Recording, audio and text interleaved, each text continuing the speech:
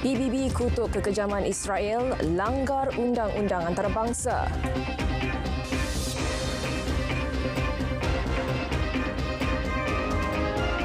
Assalamualaikum, salam Malaysia Madani. Anda bersama saya Budi Sitawa Hanafi dalam Dunia 10. Setiausaha Agung PBB Antonio Guterres berkata jumlah kematian orang awam di Semenanjung Gaza jelas menunjukkan Israel melakukan kesalahan jenayah serius dalam serangan balasnya. Meskipun dimulakan Hamas pada 7 Oktober, operasi ketenteraan Israel sudah cukup membuktikan dengan sangat jelas satu kesalahan susulan jumlah kematian orang awam di Gaza dalam kekejaman yang dilakukan. Sehingga kini, lebih 10,000 terkorban di Gaza dengan 40% daripadanya kanak-kanak. Guterres juga membandingkan jumlah kanak-kanak yang terkorban di Gaza dengan jumlah kematian dalam konflik di seluruh dunia yang dilaporkan setiap tahun. Ujarnya, sikap dendam Israel untuk menghapuskan pejuang Hamas mengepung Gaza melancarkan operasi serangan darat telah melanggar piagam antarabangsa. Katanya langkah itu tidak membantu Israel meraih simpati masyarakat global, sebaliknya hanya memaparkan imej kekejaman dan tidak berperi kemanusiaan. Menteri Luar G7 menyokong usul untuk menghentikan sementara perang di Gaza bagi membolehkan lebih banyak bantuan dihantar ke kawasan itu dan membantu membebaskan lebih ramai tebusan. Menteri G7 kini berada di Tokyo untuk menghadiri sidang yang julung kali diadakan sejak perang Israel-Hamas meletus. Pendirian Menteri Luar G7 itu disifatkan bertentangan dengan kebanyakan negara Arab yang menggesa supaya peperangan itu dihenti dengan segera. Menteri G7 sebaliknya berpendapat bahawa huraian dua negara masih merupakan satu-satunya cara untuk mencapai keamanan yang berkekalan di rantau itu. Presiden Palestin Mahmud Abbas menolak langkah tentera Israel untuk membahagikan Gaza kepada dua bahagian. Tegas beliau, wilayah terkepung berkenaan adalah sebahagian daripada Palestin. Beliau berkata kenyataan tentera Israel baru-baru ini bahawa tenteranya telah membahagikan Gaza kepada utara dan selatan tidak boleh diterima. Katanya tiada penyelesaian politik atau keselamatan yang berasingan untuk Gaza. Abbas menekankan keperluan melaksanakan penyelesaian yang sah dari segi politik berdasarkan piawaian antarabangsa untuk kebebasan, kemerdekaan dan kedaulatan rakyat Palestin. Beliau juga menekankan keperluan segera menghentikan pembunuhan beramai-ramai terhadap rakyat Palestin. Ujarnya mereka adalah wakil rakyat Palestin yang sah dan hak untuk membuat keputusan nasional terletak pada Pertubuhan Pembebasan Palestin. Persatuan Bulan Sabit Merah Palestin memaklumkan walaupun beberapa konvoi bantuan telah dibenarkan masuk menerusi lintasan Rafah, hospital dan pusat perlindungan tidak menerima sebarang bantuan diperlukan.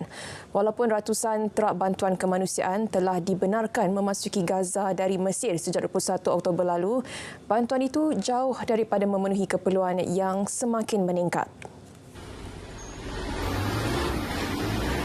Pengarah Persatuan Bulan Sabit Merah Palestin, Marwan Jilani, berkata sejak hari pertama trak bantuan masuk pada 10 November, tiada bantuan masuk untuk utara Gaza.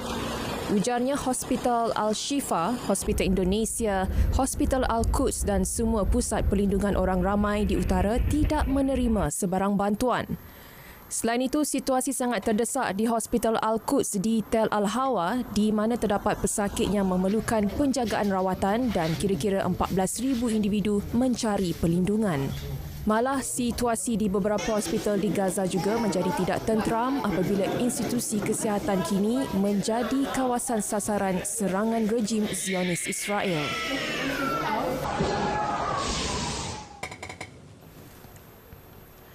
UAE menghantar 5 lagi pesawat membawa bekalan dan peralatan untuk pembinaan Hospital Medan di Semenanjung Gaza. Setakat ini, UAE telah menghantar 16 pesawat bagi menjayakan operasi kemanusiaan Gallant Knight 3 di wilayah itu. Kargo di bawah pesawat itu akan diturunkan di Bandar El Arish, Mesir dan kemudiannya dipasang sebelum dihantar ke Gaza. UAE melancarkan operasi bantuan udara sejak 2 hari lepas untuk membawa peralatan hospital sebagai sebahagian daripada operasi kemanusiaan Gallant Knight 3 UAE. Langkah itu selaras dengan usaha negara itu mengurangkan penderitaan rakyat Palestin dan menyokong sistem kesihatan di Semenanjung Gaza. Pertubuhan Kesihatan Sedunia WHO mengeluarkan amaran mengenai risiko penularan penyakit berjangkit di Gaza. Keganasan yang semakin meruncing, kesesakan dan gangguan kepada sistem kesihatan, air dan sanitasi dikuatiri menimbulkan ancaman tambahan penularan penyakit berjangkit dengan kadar cepat. Menurut WHO, masalah kesihatan kini menyaksikan tren yang membimbangkan termasuk cirit-birit ketika orang ramai terpaksa menggunakan air tercemar. Keadaan ini amat membimbangkan bagi hampir 1.5 juta orang yang hilang tempat tinggal di seluruh Gaza, terutamanya mereka yang berada di kamp perlindungan yang sesak dan akses kepada kemudahan kebersihan dan air bersih terhad. Setakat ini lebih 33,000 kes jirit-birit, lebih 54,800 kes jangkitan saluran pernafasan dan beribu-ribu penyakit lain direkodkan sejak pertengahan Oktober. Kementerian Kesihatan Gaza memaklumkan seramai 172 rakyat Palestin yang cedera telah dipindahkan dari Semenanjung Gaza melalui lintasan sepadan Rafah untuk menerima rawatan perubatan sejak awal November. Lintasan sepadan Rafah ke Gaza ditutup sementara pada Rabu berikutan keadaan keselamatan yang tidak mengizinkan. Timbalan Jurucakap Jabatan Negara Amerika Syarikat, Vedant Patel mendakwa pihaknya sedang cuba bekerjasama dengan Mesir dan rejim Israel untuk membukanya semula. Rafah yang dikuasai Mesir dan tidak bersempadan dengan Israel merupakan satu-satunya titik penyampaian bantuan sejak Israel melancarkan serangan ketenteraan dan pengepungan ke atas Gaza pada 7 Oktober. Pemindahan pemegang pasport asing melalui lintasan itu digantung pada Sabtu dan Ahad selepas serangan Israel ke atas ambulans yang menuju ke Rafah. Tetapi lintasan itu dibuka semula Isnin dan Selasa lepas. Menurut Patel, lintasan yang dikawal Mesir dijangka dibuka semula pada selang masa yang tetap supaya bantuan boleh masuk ke Semenanjung Gaza dan warga asing boleh terus melaluinya. Lebih 400 warga Amerika, ahli keluarga dan penduduk tetap setakat ini telah keluar dari Gaza sejak pemegang pasport asing mula berlepas melalui Rafah minggu lalu. Kemboja menyambut ulang tahun kemerdekaannya ke-70 hari ini, berikrar untuk terus bersatu sebagai satu entiti demi keamanan, keselamatan, kestabilan dan pembangunan. Sambutan diadakan di bawah naungan Raja Norodom Saimoni dan dihadiri Presiden Dewan Perwakilan Kun Sudari, Presiden Dewan Senat Sey Chum serta Perdana Menteri Han Manet. Semasa sambutan itu, baginda meletakkan kalungan bunga dan menyalakan api kemenangan di dalam Tugu Kemerdekaan sebagai lambang kemerdekaan negara daripada penjajahan. Berucap pada majlis itu, Raja Norodom Saimoni bertitah bahawa acara peringatan itu diadakan ketika Kemboja menikmati keamanan, keselamatan, kestabilan politik dan pembangunan dalam semua sektor. Di bawah pemerintahan Raja Norodom Sihanouk, Kemboja memperoleh kemerdekaan pada 9 November 1953 selepas hampir satu abad di bawah pemerintahan kolonial Perancis. Operasi loji tenaga solar terapung terbesar di Asia Tenggara dan ketiga terbesar di dunia dirasmikan hari ini oleh Presiden Indonesia Joko Widodo. Operasi loji tenaga solar PLTS terapung Cirata di Purwakarta, Jawa Barat itu berkapasiti maksimum 192 megawatt. Menurut Jokowi, PLTS terapung itu merupakan satu daripada impian Indonesia untuk membina loji tenaga baharu dan boleh diperbaharui secara besar-besaran. PLTS terapung Cirata menambah kapasiti pengeluaran elektrik sedia ada bagi loji janakuasa hidroelektrik di kawasan tempatan yang mencecah 1,000 megawatt.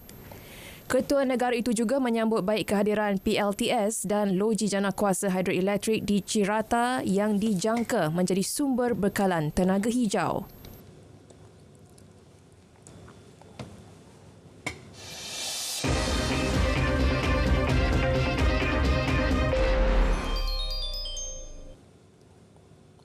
Liga Juara-Juara Eropah, Real Madrid mengesahkan kemarahan ke pusingan 16 terakhir selepas mencatat kemenangan 3-0 ke atas Braga di laman sendiri.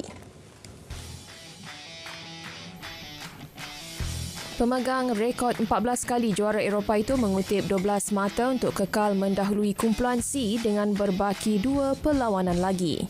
Biarpun dikejutkan dengan kecederaan penjaga gol utama Kepa Arrizabalaga ketika memanaskan badan, namun penggantinya Andre Lunin bertindak cemerlang. Brahim Diaz meletakkan tuan rumah di depan pada minit ke-27 sebelum dua pemain Brazil, Vinicius Junior dan Rodrigo meledak dua lagi gol selepas rehat. Kemenangan itu menyaksikan Real mengiringi Bayern Munich, Inter Milan, Manchester City dan RB Leipzig ke pusingan 16 terbaik.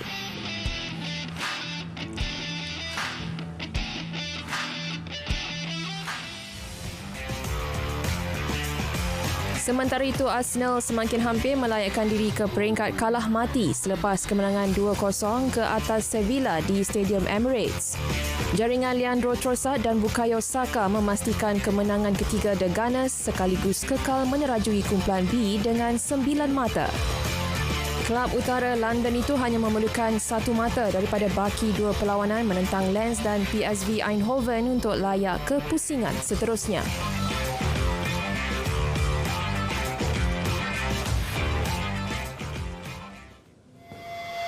Nasib berbeza pula buat Manchester United yang kalah 3-4 kepada FC Copenhagen di Stadium Parken.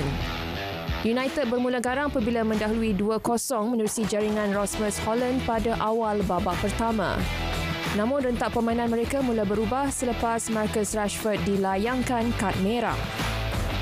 Copenhagen menggunakan kesempatan itu dan berjaya mengikat kedudukan hasil jaringan Mohamed El Yunusi dan Diogo Goncalves sebelum rehat. Bruno Fernandes kembali meletakkan United di depan hasil sepakan penalti. Bagaimanapun, 2 gol dalam tempoh 7 minit terakhir tuan rumah memastikan kemenangan pertama Copenhagen dalam Liga Juara-Juara sejak tahun 2016. United kini merudum ke tangga tercorot kumpulan A selepas hanya mengutip 3 mata.